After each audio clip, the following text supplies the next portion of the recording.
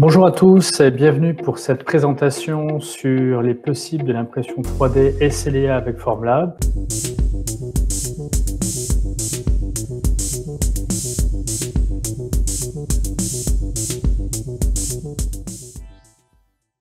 Je suis Thibault Leroy, directeur Marketing Manager pour la France et pour la zone Iberia, donc Espagne et Portugal chez Formlabs France. Aujourd'hui, je serai votre hôte pour cette rapide présentation sur les possibilités de l'impression 3D SLA. Avant de commencer, j'aimerais vous présenter mon équipe avec qui vous seriez les plus propices à être en contact sur le marché français. Tout d'abord, Lucas Lachaud, qui est le Channel Manager pour la France. Donc, c'est la personne qui voit tout le réseau de distribution pour les applications Engineering Manufacturing. Ensuite, nous avons Julien Médard, qui est le Dental Sales Manager, donc pour toutes les applications plutôt dentaires. Et pour finir, Marie-France Prats, qui est notre Direct Sales Manager basé à Berlin pour tous les accès et comptes directement liés à Formlabs. Donc aujourd'hui, nous allons vous faire une petite présentation sur ce qu'est l'impression SLA, avec tout d'abord une introduction sur Formlabs. Donc, qu'est-ce que Formlabs pour les personnes qui ne connaîtraient pas la société, notre écosystème qui est un peu notre force, les procédés de fabrication, avec le procédé de fabrication inversé qui a été le pionnier, le facteur de déclenchement de Formlabs au début de l'histoire avec la première vente de Formlabs sur la Forme 1. Enfin, le procédé de fabrication LFS pour Low Force Stéréolithographie. Et enfin, nous verrons deux cas appliqués pour parler du prototypage au produit final, deux applications différentes, deux entreprises, pour un même objectif, une flexibilité dans la production grâce à l'impression 3D. Sans plus attendre, démarrons cette présentation avec Formlabs. Donc, qu'est-ce que Formlabs et quelle est la force de notre écosystème? Donc, d'abord, il faut replacer Formlabs dans son contexte. Il n'y a pas si longtemps, nous étions encore en stade de start-up. Tout commence en 2011 avec une campagne Kickstarter pour faire une première levée de fonds destinée à financer les premières productions de Forme 1 qui seront lancées en 2012. S'en suivra en 2014 la Forme 1+, puis en 2015 la Forme 2, jusqu'à connaître un changement dans la technologie embarquée sur les équipements Formlabs avec l'arrivée de la Forme 3, puis l'annonce future de la Forme 3L pour faire du scaling et donc de l'impression grand format, et l'arrivée également en 2019 de la Forme 3B, donc la Forme 3 avec des applications spécifiquement biocompatibles pour le marché dentaire et médical. Donc cette séparation entre 2015 et 2019, c'est l'arrivée de la technologie LFS que nous verrons dans un instant. Formlabs, ce n'est pas que des équipements, c'est aussi une grande équipe humaine à travers le monde. Nous sommes plus de 600 employés, répartis sur 7 bureaux, dont un bureau Europe basé à Berlin, où je me trouve actuellement. C'est plus de 150 ingénieurs qui réfléchissent en permanence comment résoudre des problèmes sur des systèmes d'impression, mais également comment optimiser une technologie qui a déjà fait ses preuves et comment faire qu'elle soit encore plus efficiente. Et enfin, c'est plus de 75 techniciens dédiés au service et au support dans plus de 40 pays, pour couvrir une demande sur plus de 40 pays. Donc, Formlabs aujourd'hui, c'est 70 000 imprimantes. C'est le plus grand parc d'impression, ou le plus grand parc, d'imprimantes dites de bureaux de technologie SLA vendus dans le monde, en moins de 10 ans. Mais c'est également plus de 70 millions d'impressions réussies, d'impressions interconnectées, de feedback avec nos clients pour optimiser de façon continue, que ce soit notre plateforme Préform, que je présenterai dans un instant, grâce à ces impressions réussites ou non, ce feedback, cette relation qu'on a avec le marché, c'est ce qui nous permet, chez Formlabs, de savoir ce qui va, ce qui ne va pas, pour optimiser la technologie. Donc Formlabs arrive, et le leitmotiv, on va dire, la mission de Formlabs, c'est pas que je termine par là, mais plutôt que de commencer par cette partie, c'est vraiment de rendre la fabrication numérique accessible à tous, pour que chacun puisse créer sans limite. Donc quand Formlabs se lance en 2011, l'objectif des fondateurs de Formlabs était de créer un équipement qui soit 100 fois moins cher que les équipements disponibles de technologie SLA. Les fans pourront le confirmer. Avant 2011, ce qui était le plus répandu sur le marché de l'impression 3D, c'était des imprimantes de technologie dites FDM ou FFF, des imprimantes fabrication de déposition de filaments. Donc, avec l'arrivée en 2011 de ce procédé, de cette technologie que Formlabs va mettre en avant, nous sommes la première imprimante, la première marque sur le marché à lancer un processus de fabrication SLA dite de bureau. Et accessible, démocratisé ne veut pas dire forcément cheap. La preuve en est, les imprimantes Formlabs sont accessibles et abordables, mais ça ne veut pas dire que nos performances sont moindres. Formlabs permet à beaucoup d'indépendants, de PME d'accéder à la technologie d'impression SLA. Néanmoins également, de nombreux grands groupes internationaux nous font aussi confiance pour leurs besoins d'impression 3D, comme nous pouvons le voir sur le slide présent, et nous le verrons également en fin de présentation.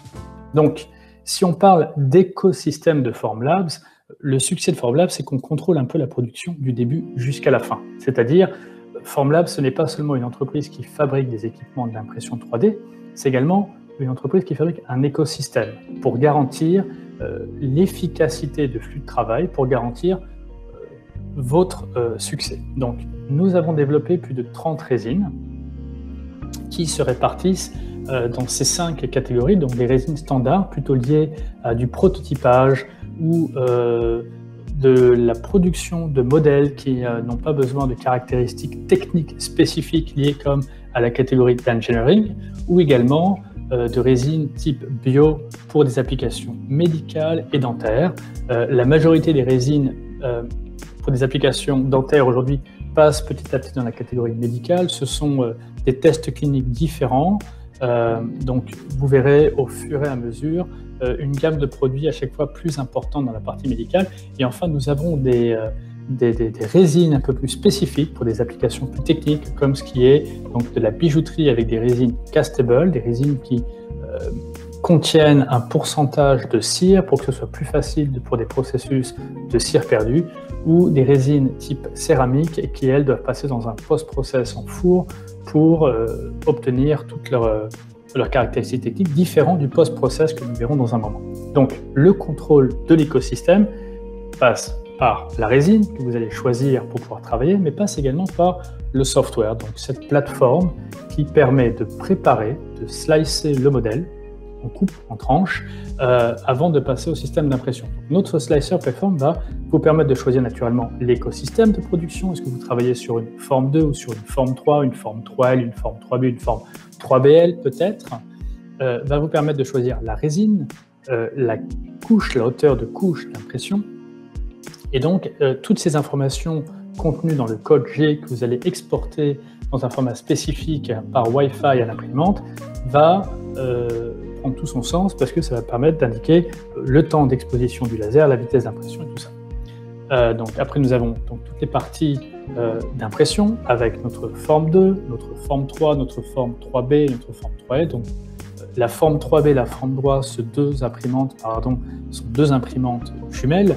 Forme 3, plutôt une application aujourd'hui dite engineering, une forme 3B dans une couleur blanche qui est dédiée aux applications essentiellement dentaires et médicales, donc à échelle puisqu'on est sur un plateau d'impression qui est plus petit, ou alors bientôt vous aurez accès à la forme 3BL qui va être la version biocompatible de la forme 3L pour des modèles médicaux à échelle. Et enfin, nous avons la partie post-process. Donc l'impression ne se termine pas, l'impression 3D ne se termine jamais avec l'impression. Nous avons certaines de nos résines qui n'ont pas besoin de passer par un post-process très avancé. Néanmoins, après chaque impression, vous serez toujours obligé de nettoyer vos pièces. Donc pour nettoyer les pièces, nous avons notre forme wash qui est le premier boîtier ici sur la droite. Et enfin, nous avons notre forme cure. Donc la forme cure est comme un four qui permet de compléter le process de post-polymérisation pour que la résine que vous avez travaillée soit en condition optimum mécanique et technique pour son utilisation. Donc voilà, ça c'est la sorte avec laquelle, en contrôlant la production de nos matériaux, on peut vous garantir un succès si vous suivez le processus complet de production, depuis donc le choix de la résine et du matériau en fonction de votre besoin, jusqu'à une post-polymérisation qui est contrôlée en temps et en matériaux. Caractère informatique, excusez-moi. La forme wash, vous pouvez utiliser deux types de liquides, l'un qui est IPA et l'autre qui est du TPM. Donc le TPM étant un liquide moins inflammable et moins explosif. Donc, pour des plateformes ou des structures qui ont besoin plutôt de contrôle, de choses plus, on va dire, plus safe, c'est plus pratique. Nous commercialisons ces produits, mais vous pouvez également vous trouver ou vous procurer ces produits dans le commerce. Passons donc aux procédés de fabrication. Donc, un point important ici, ce sont les procédés de fabrication dites inversés et ensuite procédés de fabrication LFS qui ont fait la force de Formlabs et qui font que nous sommes les leaders aujourd'hui sur notre technique, sur notre segment par rapport à d'autres technologies. Donc parlons d'abord de la technique du procédé de production dit SLA inversé comparé au procédé de production technologie SLA originale. Donc, il y a un peu moins de 10 ans, quand on s'est mis en tête de lancer un équipement qui soit compétitif et abordable, le premier objectif, c'était de savoir comment optimiser le processus de production. Vous pouvez voir sur la partie gauche de votre écran. Donc, la technologie SLA originale repose sur un process qui est similaire à la technologie inversée. Nous avons un laser avec des systèmes de miroirs ou galvomètres qui viennent orienter le laser, mais dans la technologie originale, on vient polymériser une pièce par le haut sur un réservoir de résine qui était très important puisque une pièce de 5 cm devait pouvoir contenir 5 ou plus de 5 cm d'épaisseur de résine. Donc, ce qui représentait des équipements très volumineux, caractère industriel, avec beaucoup de résine. Et vous le verrez, et vous le savez déjà certainement, un litre de résine, les coûts d'un litre de résine sont loin des coûts d'un kilo de filament. Donc, cette technologie passe par un procédé tout simple. Au lieu d'immerger une pièce complètement dans le processus de production, nous n'immergeons que la partie de la pièce qui a besoin d'être imprimée. C'est ce qui se passe dans le processus de technologie inversée. Au final, on se retrouve avec un bac beaucoup plus petit, c'est beaucoup plus propre, c'est beaucoup plus facile également à changer quand on veut changer de matériau. Et donc, le fond du bac est transparent, ce qui permet cette polymérisation par en dessous. Donc ça, c'est la technologie que nous lançons en 2011 jusqu'en 2015 pour en 2019 voir arriver notre nouveau procédé de production. Donc la Form 2 est une imprimante fantastique, hein, je ne vais pas le cacher, elle nous a permis d'arriver à développer des segments de marché sur lesquels nous n'avons peut-être même pas imaginé à l'origine nous lancer, en particulier sur le segment médical et dentaire. C'est néanmoins, où nous avons néanmoins trouvé la façon d'améliorer ce processus de production avec cette technologie-là. En quoi la technologie inversée change avec la technologie LFS. Donc, comme vous pouvez voir sur la partie gauche, la technologie inversée, nous avons un laser avec différents galvomètres qui vont prendre comme point de référence de homing l'espace central du bac d'impression. Alors que ma technologie LFS, j'ai un boîtier. Ce boîtier contient un laser, vous le verrez dans un moment avec un système de miroir qui permet d'avoir un homing à chaque point précis de la pièce. Donc, dans la technologie SLA inversée, si votre pièce était positionnée au centre du bac, vous allez obtenir la meilleure qualité de pièce imprimée. Et à fur et à mesure que vous vous déplacez sur le bac, nous allions commencer à trouver certaines impuretés avec des stries, donc des marques d'auteur de couches d'impression. Bien que précises, ce n'était pas parfait à l'œil de Formlabs et nous avons souhaité optimiser ce process avec ce système de boîtier qui se déplace horizontalement. Donc, au lieu d'avoir des miroirs qui font office d'axe XY sur la plateforme, nous avons un boîtier qui se déplace pour couvrir l'axe X et un laser intérieur avec un seul galvomètre qui couvre l'axe Y et un point d'impact en permanence à 90 degrés sur la pièce pour que votre pièce soit de qualité optimum où que se trouve la pièce sous le bac de production. Excusez-moi. Enfin, un autre point important de cette technologie de low force stéréolithographie, c'est le fait de travailler un bac à fond flexible. Donc ce fond flexible fait un effet de peeling lorsque la pièce se décolle. Vous voyez, quand vous développez une pièce pour l'impression SLA, surtout si vous travaillez sur des pièces avec des formes de boîtiers ou des formes, on va dire, avec un peu comme des coupoles ou des verres, il faut planifier la production en insérant certains points, on va dire, de drainage pour que, à tout moment où la pièce se retrouve avec un effet de ventouse dans le fond du bac, il y ait un système pour relâcher cet air et pour éviter cette traction sur le fond du bac. Traction efficace, tellement efficace que ça vient quelque part créer une certaine force sur les couches les plus récentes dans l'impression et donc déformer légèrement cette structure, cette finition que nous verrons dans un moment. Chose que nous n'avons pas sur la technologie LFS puisque ce fond de bac vient créer une vague qui permet de décoller la pièce progressivement et créer une pression qui est moindre, qui se traduit par une optimisation de la qualité des premières couches et donc de tout le modèle imprimé.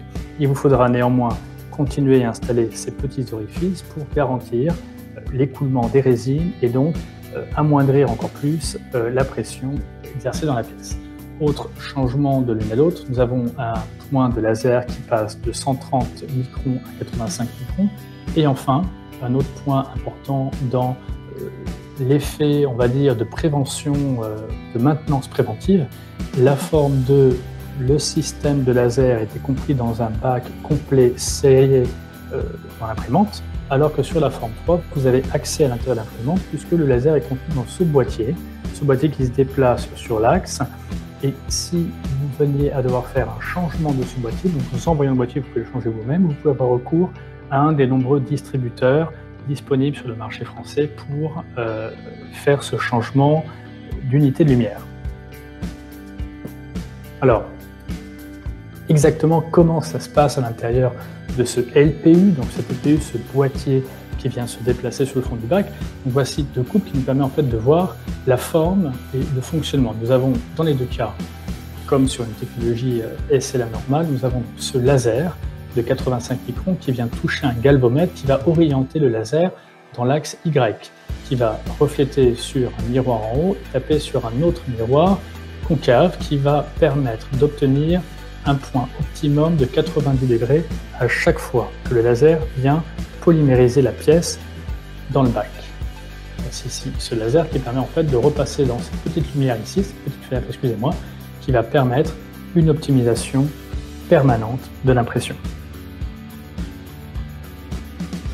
Voici une petite animation qui permet de voir comment le laser se déplace dans le boîtier, comment ce laser est compris dans cette boîte qui permet en fait un remplacement, si vous devez remplacer la LPU, et comment vient polymériser la pièce dans le bac d'impression flexible. On peut voir cette vague qui vient se former sous le bac à fur et à mesure que la LPU vient se frotter contre le fond du bac, donc glisser contre le fond du bac. Alors, cette optimisation de technologie, ce fait de pouvoir imprimer de meilleure façon les pièces nous ont permis d'optimiser, de créer certains avantages par rapport à la forme. On sait qu'on a un parc important de forme 2 toujours sur le marché et que beaucoup de personnes se posaient la question sur est-ce que la forme 3 est vraiment plus efficace que la forme 2.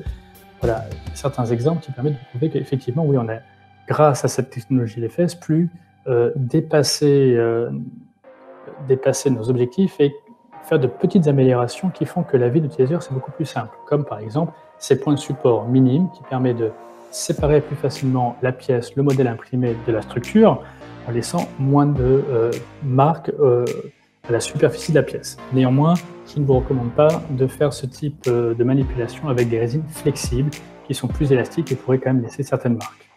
Ensuite, cette optimisation de l'impression passe également par une finition globale de la pièce. On voit deux photos sur l'écran, une pièce bleue à gauche et une pièce transparente ou plus transparente, translucide, on va dire, à droite. Donc, de chaque côté, nous avons une comparaison entre la forme 2 et la forme 3. Ces pièces sont imprimées dans les mêmes matériaux, dans les mêmes conditions, dans les mêmes settings. Il n'y a pas eu un travail de polissage de pièces sur la forme 3. La seule différence, c'est le laser sur la forme 2, 130 microns et 85, mais également la position du laser faisait, et donc la traction également sur ces couches, font qu'on obtient cet effet un peu plus fumé. Alors que sur la forme 2, comme nous avons moins de traction et un système de production beaucoup plus soft, on obtient ces pièces un peu plus parfaites, plus translucides, en tout cas plus agréables à l'œil nu, et parfois également qui peut être un avantage dans le processus de production d'une pièce pour des applications dentaires ou biomédicales. Donc pour aller plus loin, voici un zoom spécifique, par exemple, fait sur ces deux points, parce que l'une des caractéristiques pour lesquelles les entreprises ont recours à l'impression 3D SLA, c'est pour sa tolérance, pour sa justesse de pièce et pour sa précision. Donc vous pouvez voir que dans le cas présent, sur une forme 2, nous avions un effet un peu fumé, brouillon et pas parfait des formes géométriques comme des cercles, des canaux ou des veines, ça dépend de l'application que vous souhaitez développer, alors que sur la technologie LFS avec la forme 3, nous avons déjà ces couches parfaitement parallèles qui créent cette image de netteté et vraiment une forme géométrique de petite cavité parfaite. Donc, on va dire que l'élimination linéaire garantit un respect des formes par rapport à la forme 2. Et enfin, on a pu, grâce à la forme 3 avec la technologie LFS, développer d'autres choses, d'autres petits bénéfices pour l'utilisateur, avec par exemple cette épaisseur de couche. Donc l'épaisseur de couche adaptable ou fixe, ça consiste en quoi? En fonction du modèle que vous souhaitez imprimer, en fonction du prototype ou de la pièce, vous allez pouvoir choisir. Par exemple, si vous imprimez des bijoux, il est important de travailler sur une hauteur de couche fixe, le plus fin possible pour que votre pièce soit parfaite du début jusqu'à la fin. Si vous travaillez sur une pièce très spécifique, très minutieuse. Par contre, si vous travaillez sur un modèle très très grand, qui ne représente pas un challenge géométrique particulier pour l'imprimante, vous pouvez travailler sur une forme, donc une épaisseur de couche adaptable, qui va, quand la pièce est très ronde, très longue, très plate, très simple, travailler sur une hauteur de couche beaucoup plus importante, par exemple 200 ou 300 microns pour aller beaucoup plus vite, et au contraire, quand la pièce devient de plus en plus technique, de plus en plus minutieuse, l'imprimante, le software va directement adapter pour que la production soit plus précise, donc va rentrer dans les hauteurs de couche beaucoup plus précises. Donc, avant de terminer, voilà quelques cas appliqués. Donc, rapide résumé sur la technologie entre la technologie de la forme 2 et la forme 3, 3L, 3B avec la technologie LFS. On va plus loin que juste un redesign de l'équipement. On vient vraiment penser, réfléchir dans notre écosystème comment optimiser les process d'impression. Donc, je vais vous présenter rapidement deux cas appliqués. Dans les deux cas, c'est du prototypage au produit final. Le premier cas est un cas d'Ashley Fourniture. Donc, Ashley Fourniture est une entreprise d'ameublement qui utilise l'impression 3D pour des pièces de rechange, pour ses équipements, ses machines, pour créer des porte-pièces, des fixations, des gabarits et des outillages. Donc, Ashley Fourniture, qui est un grand groupe américain, utilise aujourd'hui plus de 700 pièces imprimées en 3D sur ses chaînes de montage. C'est une entreprise qui a recours depuis des décennies à l'impression 3D. Elle commence dans les années 90 en sous-traitant certaines parties de sa production, en particulier en sous-traitant des modèles à échelle pour voir en fait à quoi ressemblent certaines pièces avant la production. C'est par la suite qu'elle décide d'investir dans un système d'impression. Elle commencera par une technologie type de dépôt de fil et elle se rend compte assez rapidement que l'impression 3D a un effet bénéfique sur les résultats d'entreprise puisque au-delà de juste imprimer des petits prototypes à échelle pour visualiser des pièces, elle se rend compte qu'elle peut produire d'autres équipements ou d'autres applications au sein de sa structure pour être plus efficace au moment de la production de ces modèles. Donc ça passe par exemple par des pièces comme celle que nous voyons actuellement, qui est un outillage pour placer ce système de clous toujours en une position optimum, ou par exemple le cas que nous voyons ici à l'écran, qui est l'impression de ces petits bouchons qui permettent en fait de placer ces feuilles en bois, ces pièces sur ce grand système de production CNC.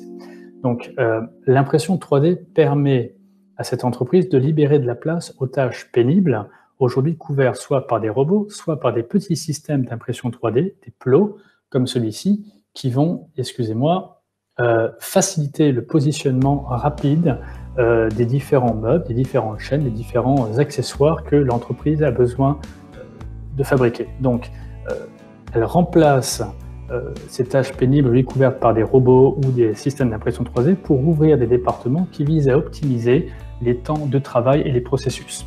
Donc, au final, ce que fait Ashley, c'est ce que font beaucoup d'autres entreprises quand elles ont recours à l'impression 3D, c'est de se servir de l'impression 3D pour conceptualiser les processus de production des produits qu'elles n'ont pas encore développés pour que ce soit plus sécuritaire pour les personnes qui manipulent les équipements, mais également efficientiser et rendre la vie des utilisateurs plus simple dans la production de tous les jours. Donc, l'impression 3D ici offre une plus grande flexibilité à l'entreprise qui peut maintenant développer ses propres outils au fur et à mesure qu'elle en a besoin. Donc, dans le cas présent de ce petit plot, On peut faire une comparaison des coûts, donc ils appellent ça des chevilles de positionnement sur les planches ou les structures de découpe de CNC. Pour la production juste de ces petits plots, elle avait recours à un prestataire de service avec des temps d'attente qui pouvaient aller de 3-4 semaines, et surtout une quantité minimum de pièces, ce qui créait des problèmes dans la flexibilité, puisqu'au final, il fallait qu'elle consomme toutes ces pièces, ou elle se retrouvait avec des stocks importants de pièces à conserver. Donc, 1200 pièces à 8,80 € par pièce, temps d'attente, et ensuite un temps d'attente de montage, donc stopper la chaîne de montage pour pouvoir modifier les installations. Grâce à l'impression 3D en interne, et puis dans le cas présent sur une forme 2, aucune quantité minimum de pièces est requise par la production de ces pièces. Le coût par pièce est de 5,20 €. On produit ce dont on a besoin, comme on en a besoin, et si une pièce ne fonctionne pas, c'est pas grave, on change le design, on adapte et on fait une pièce différente. Et surtout, le temps d'attente naturellement est moins, donc là on était sur des heures de 15h30 pour 16 pièces, donc on produit en un laps de 2 jours peut-être la quantité de pièces dont on a besoin pour le lendemain changer le processus de production, ou si tout simplement on a une pièce qui casse, on remplace cette pièce. Ou un autre exemple pertinent, celui-ci qui est donc une pièce qui vient se loger dans un outil qui permet en fait de travailler le bois. Donc ça, c'est un consommable sur un outil, et comme beaucoup le savent, chez beaucoup de fabricants, on ne peut pas parfois remplacer juste une partie du composant, il faut remplacer le composant ou la pièce dans son intégralité. Donc la modèle dans son intégralité coûtait jusqu'à 600 €. L'impression de cette petite pièce ici coûte 1 €.